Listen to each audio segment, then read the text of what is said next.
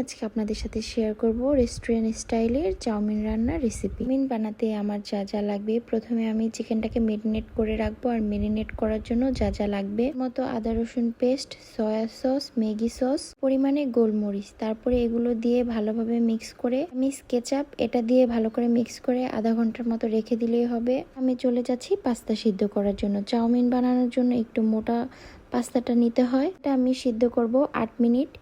আর এখানে আমি একটু সামান্য লবণ আর একটু তেল দিয়ে নিয়েছি। এখন আমি একটি সস বানাবো। সস বানানোর জন্য প্রথমে নিয়ে নিয়েছি কেচাপ 2 চামচ, চিলি সস 2 চামচ, সয়া সস 2 চামচ, তারপর চিনি 1 চামচ, ভিনেগার 1 চামচ, কর্নফ্লাওয়ার 1 চামচ। এগুলোকে ভালোভাবে আমি মিক্স করে নিব। তার সাথে সামান্য পরিমাণে একটু পানি মিক্স করে একটু লবণ অ্যাড করতে হবে। চলে যাব মেন রান্নায়। সবজি নিয়েছি গাজর, পাতাকপি, ক্যাপসিকাম। আমি ফ্রাই প্যানে সামান্য পরিমাণে তেল নিয়েছি, রসুন কুচি, এটাকে হালকা ভাজার পরে ম্যারিনেট করা সেই চিকেনগুলোকে দিয়ে দিতে হবে।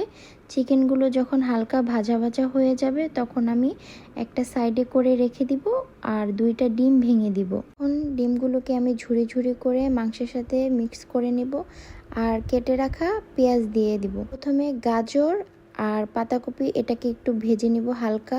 এটা যখন হালকা একটু হয়ে আসবে তখন আমি ক্যাপসিকাম দিয়ে দিব। এখন দিয়ে দিব সেই বানিয়ে রাখা সসটা। এই সসটা দেওয়ার পরে বেশিক্ষণ নাড়াচাড়া করা যাবে না। সামান্য একটু নাড়াচাড়া করার পরে পাস্তাটাকে দিয়ে ভালোভাবে মিক্স করে নিতে হবে। এই তো হয়ে গেল আমার মজাদার চাউমিন। বাসায় রান্না করে দেখবেন, সবার কাছে ভালো লাগবে।